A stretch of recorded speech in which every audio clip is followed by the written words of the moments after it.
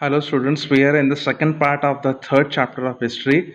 The chapter's name is the Delhi Sultanate, and you have seen some of the characteristics of this period of history in the first part of this chapter. Let's continue.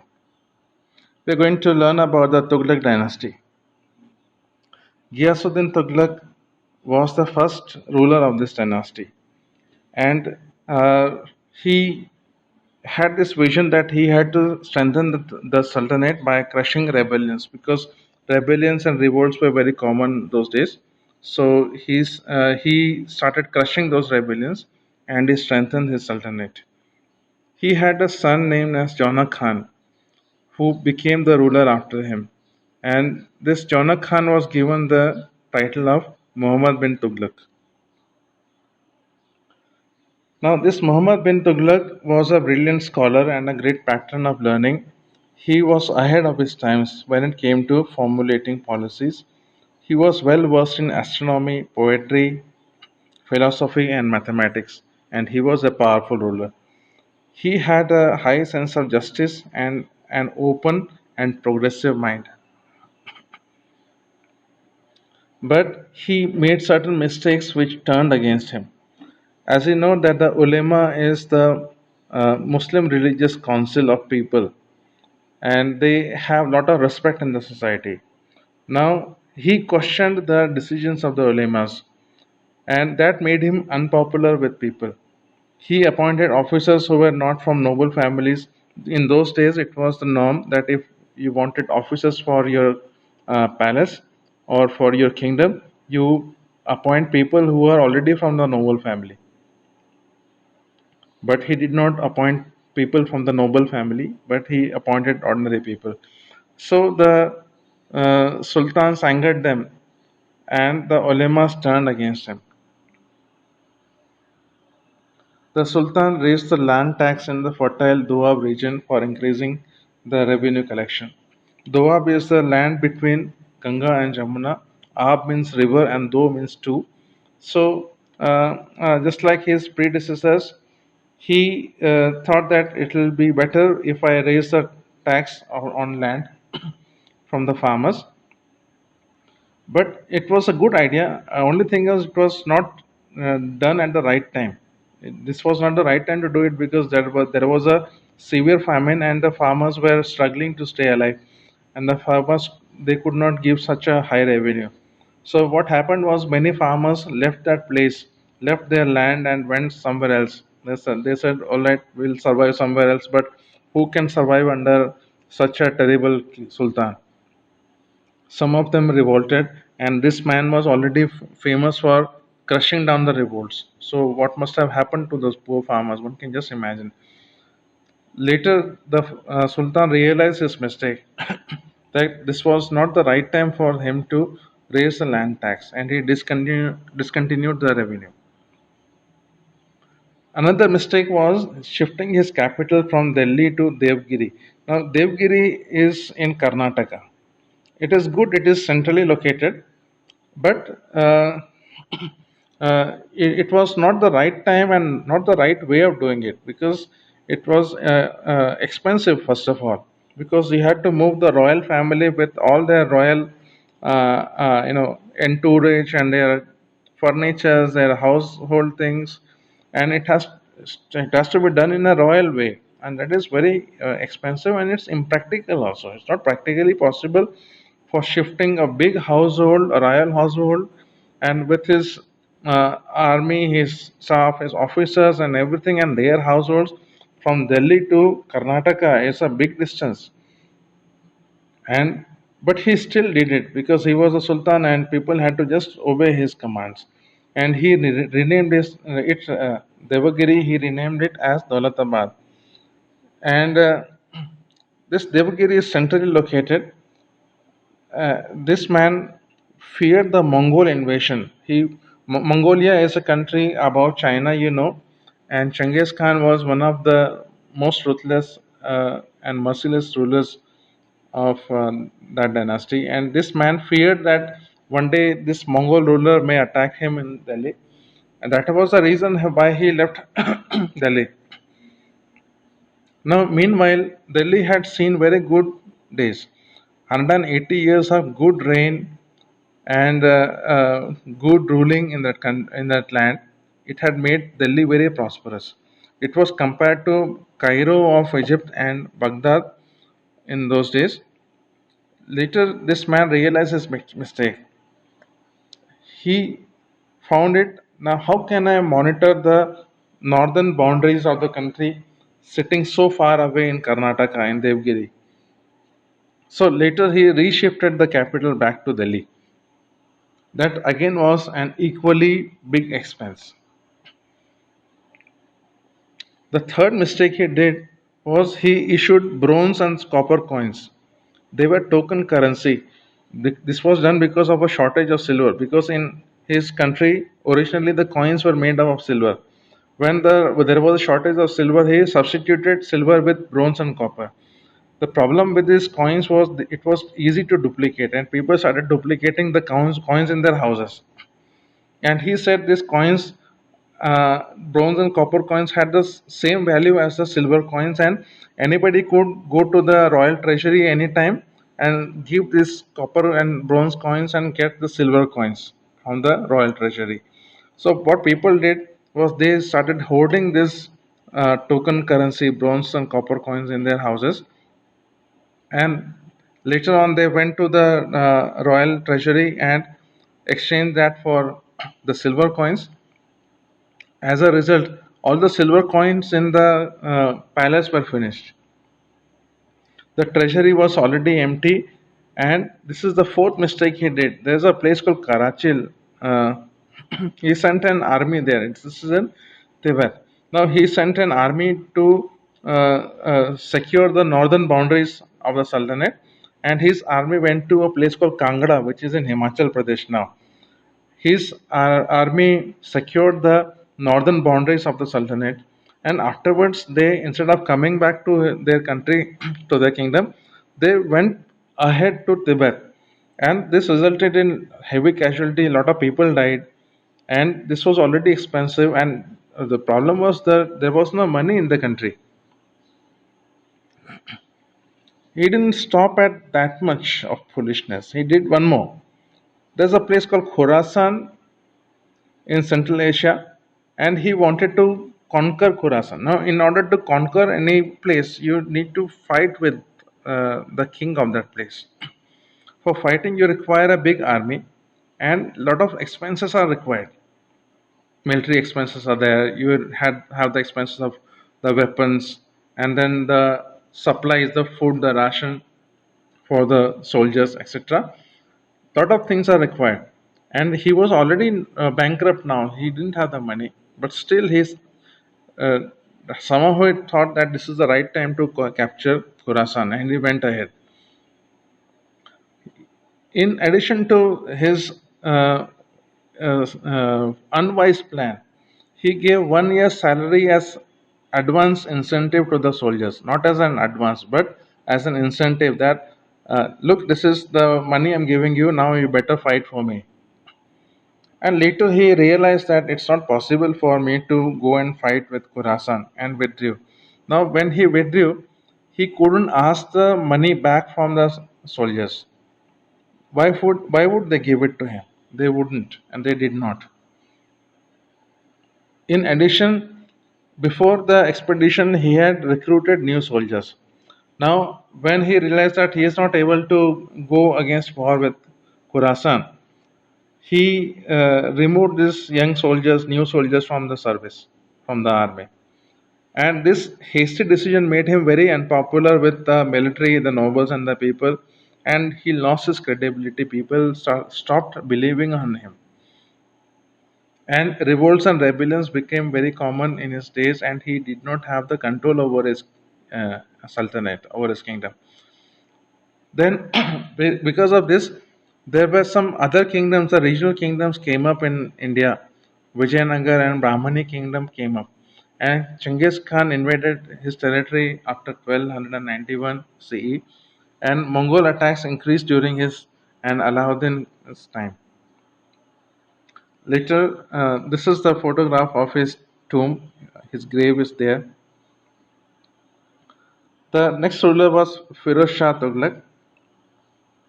He was the cousin of Muhammad bin Tughlaq, and he came to power when the treasury was empty. It was a difficult time for him to come to power because there was no money in his kingdom, and the ulemas and the noble people had turned hostile, and revolts and rebellion were so frequent.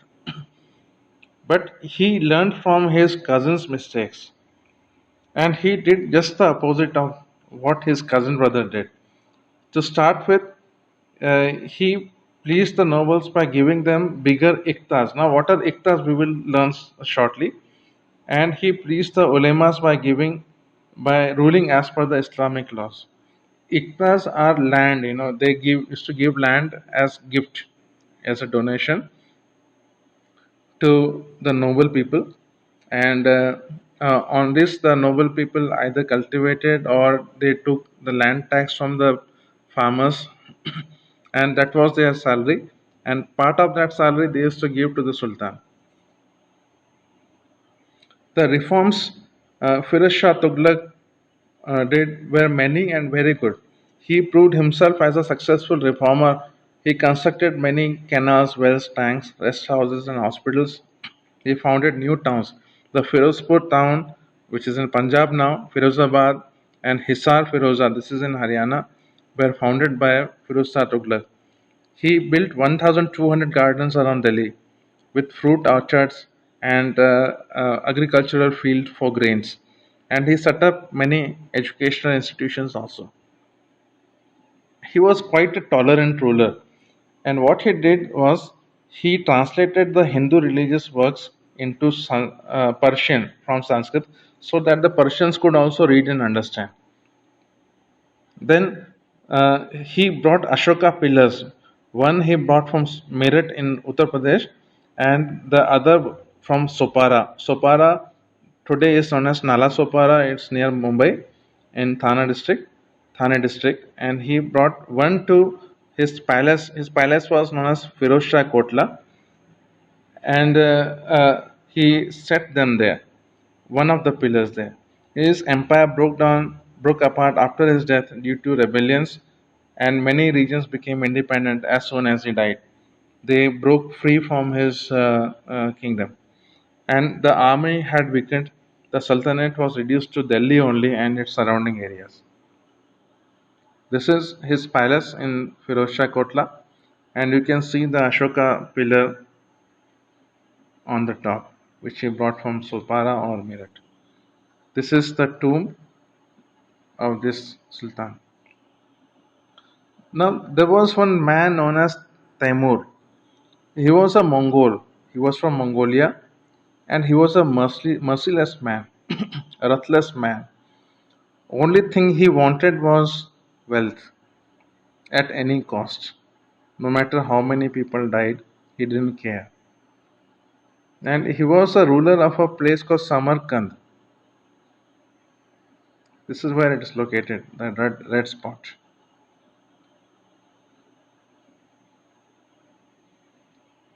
He was a Mongol, the ruler of Samarkand in Central Asia, and he was always on the lookout. He wanted a chance to attack Delhi. Then later he came to know the chaos and rebellion and the weakening of power at Delhi. Then it's like the fight between two dogs over food. They quarrel, and the third dog snatches the food away. It was something like this. We from history had not learned the lesson. We had not learned the lesson of not being unified. So this man attacked Delhi like a storm. He came like a storm, destroyed everything that came in his way. He massacred people ruthlessly, and the massacre was so bad that Delhi was almost depopulated. There was hardly any person living in Delhi, alive in Delhi. That is the condition he did of Delhi. And he carried back the loot. He carried back a lot of gold jewelries and silver and gold biscuits and diamonds and lot of things. And with that, he built his capital of Samarkand. He built a lot of palaces there. He built a lot of beautiful temples there. Sorry, the mosques there. Beautiful buildings were built because from this money which he looted from it. India.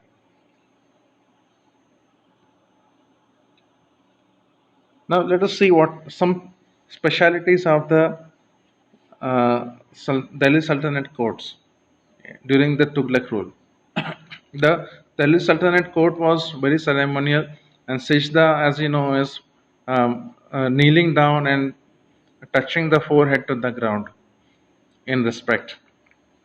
And Paibos is kissing the feet, and this was practiced in the Sultanate court. And the Sultan was like God. He was considered to be equal to God.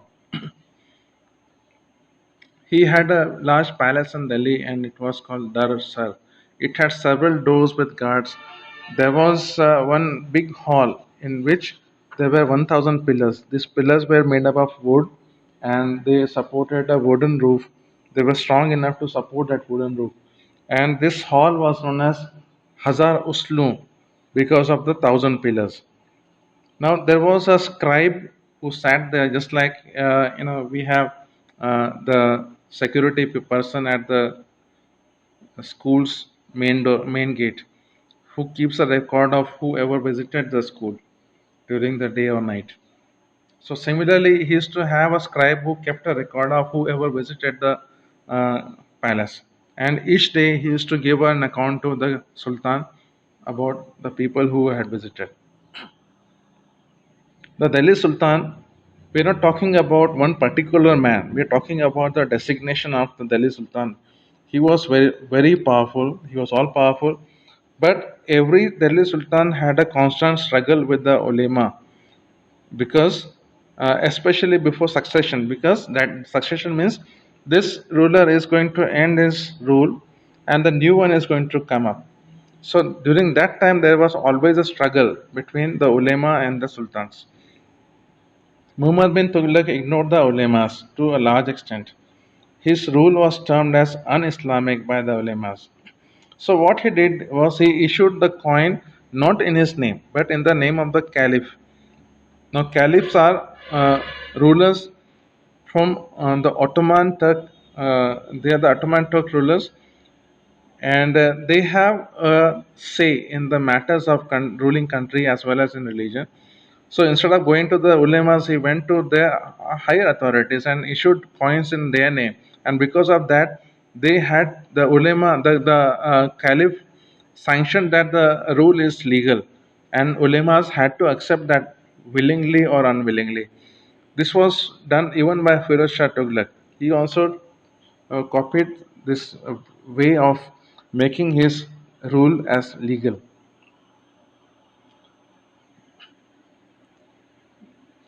The Sultan of Delhi was the chief justice and also he was the chief commander of the army. He had the power to appoint ministers and officers and give them duties. Now there was an officer post known as Wazir. Some of you who play check and use the Hindi terms know what is a Wazir. Now, this Wazir, he was an officer appointed by the Sultan and he was responsible to look after the income, expenditure, collection of revenue, and everything that had to do with money. He was to look after such work. He had the full authority and control over the revenue department. He was in charge of the capital. Whenever Sultan went out of the capital for a short time, he was equivalent to the Sultan. The Wazir was also powerful because he too could make important appointments. He could also appoint people, just like the Sultan could appoint people, officers. Now, the next important portfolio in the Sultan's army, in the Sultan's kingdom, was known as Ariz e Mumalik, and he was responsible for the army administration and its needs. The Aris e Mumalik used to deploy soldiers, pay them, equip them, and train them. Also, important portfolio was the Bakshi. Now, Bakshi was the paymaster of the army. The salary of army used to go via the hand of the Bakshi. Now, the chief Qazi was another important designation, and he was the head of Justice Department. Also, the chief Qazi looked after the noble causes like giving money to charities and the matters concerning religion.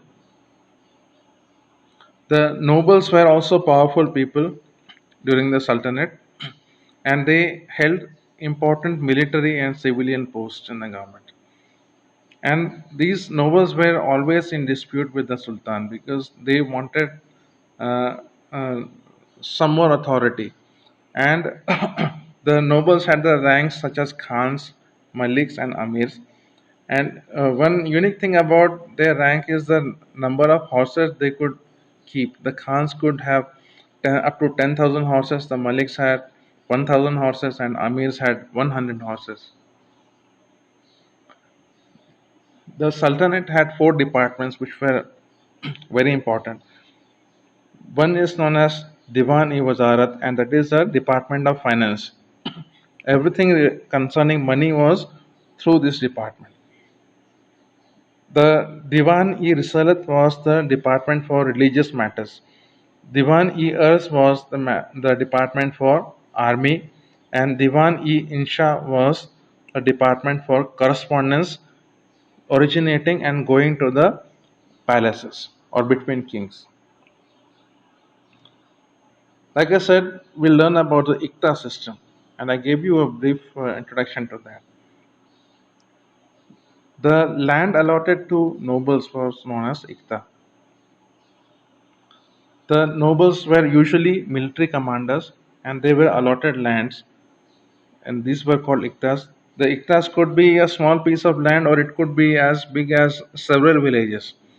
Now, these noblemen, because they got the Ikta, they were known as Iktadars. Also, they were known as Muftis. The revenue they got from the Iktas was the salary of these nobles, and these Iktadars were responsible for collecting taxes and revenues from the peasants or the farmers. And these Iktadars or Muftis, they maintained an army of their own, and they used to pay this army um, by the money which they got as land revenue. And a part of that land revenue income they also gave as tax to the Sultan. And since the Iqtadars or Muftis were keeping their own armies, and whenever the Sultan needed additional people for a military campaign, this Iqtadars used to supply their army to the Sultan also. The slave dynasty and the Khiljis also used to have Iqtadars, but they were very few. And the slave dynasty and the Khiljis used to award Iqtas only to very high military commanders. But when the slave and Khilji dynasty ended, the number of Iqtas increased during the Tughlaq dynasties. And the Sultan kept a check on the Iqtadars so that they do not overtax the farmers, and the troops, that is the army people they had, were also maintained properly. Now this Ikta was not a permanent gift. It was something which the Sultan could take back from the nobles, and he could also issue another land to them. That is, he could also issue another Ikta or exchange the Ikta, take one and give another one to them. Now, the death of Iqtadar could also result in the Iqta being taken away. That is, it was not hereditary. One could not inherit the Iqtas. But during the Tughlaq dynasty, this changed. The son of the Iqtadar became the heir of the Iqtas. Means he inherited the Iqta. That was, he, when his father died, if his father was an Iqtadar, the son became the owner of the Iqta, and when he died, he could his son in turn would become the owner. The Sultan was weak and couldn't assert himself, so the Iqtadars became powerful, and they started acting like independent rulers. This was one of the drawbacks of the Iqta system. Now we look at the next dynasty, that is known as the Sayyid dynasty. This particular picture is of a tomb of one of the Sayyid rulers. His name is Muhammad Shah Sayyid. There were only four Sayyid sultans, and the first one was known as Khizr Khan, and he was appointed by Taimur to look after his conquered territory. And these four sultans, they reigned only for a short period. He is Khizr Khan Said. He was a governor of Multan. Multan is in Pakistan now. And during the reign of Firoz Shah Tughlaq, this man was already a governor in Multan. And when Taimur attacked India, he, instead of helping Firoz Shah Tughlaq, this man, Khizr Khan, he supported Taimur. He joined Taimur when Taimur attacked India. And Taimur, because of this, he rewarded Khizr Khan and he made him the governor of Multan, Lahore, and Dipalpur. All these three cities are in Pakistan now. And Khizr Khan conquered Delhi in the year 1414 CE and he established the Sayyid dynasty. He had a son known as Mubarak Shah Said. Now, this man was having a refined taste and he had a futuristic vision. He knew what to do for the future and he wanted to revive the old glory of the Sultanate. He wanted to make the Sultanate strong enough. But the nobles did not support him, they did not favor him. And the major part of his rule was he was only spent in controlling the nobles. He had a nephew known as Mubarak Shah, and he was a third Sayyid ruler. His name is Muhammad Shah Sayyid. The nobles became very strong during his reign. This only shows that he was not able to reign properly in his sultanate. The fourth and the last Shah Sayyid ruler was Alauddin Alam Shah. The rule was so short, and that short rule of the Sayyids came to an end after he was defeated by Bahlul Lodi, and that started a new dynasty. When uh, this man was defeated, when Alauddin Alam Shah was defeated, that was the end of the Turkish rule. The rulers who had Turkish origin, they ruled over India, parts of India, and their rule came to an end now. And now another phase started, that is the Afghan rules. Now the rulers we're going to learn about are from Afghanistan. They were from Afghanistan.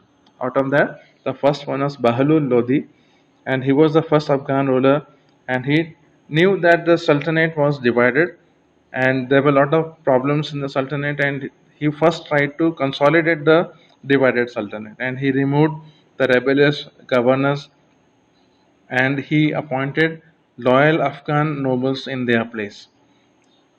He expanded the Sultanate from Punjab to Bihar. Earlier, you know that the Sultanate was reduced only to the Delhi region. So, this man could do something for the Sultanate, he could expand it once again.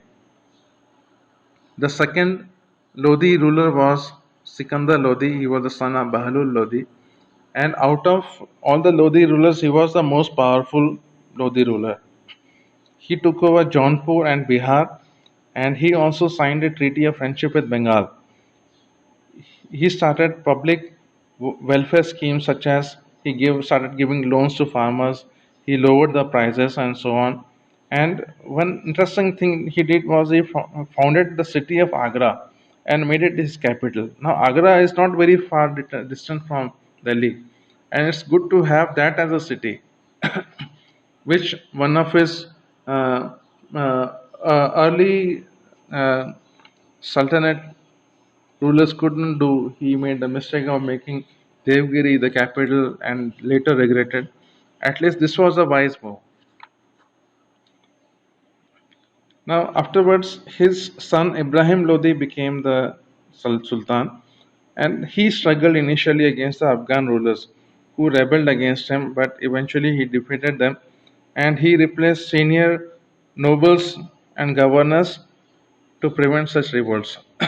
He knew that the senior governors and rulers and the nobles would again revolt and rebel, so he removed them from their post. Now, what happened to this uh, senior rulers and nobles was when they were replaced by young nobles, this led to their anger on this sultan. The displaced nobles were not happy because younger nobles took their place. So they conspired against him, against Ibrahim Lodi. And they used Babur, the next ruler, to conspire against Ibrahim Lodi. And Babur fought and defeated Ibrahim Lodi and overthrew him in the first battle of Panipat in the year 1526. And so the Sultanate came to an end in India, and it paved the way for the Mughal dynasty. About that, we will be learning later. This is the tomb of Ibrahim Lodi. This is in Panipat. And I'm Sam sir, as you know. And if you like this video, give it a thumbs up. And I'll see you in another video shortly. Take care. Bye.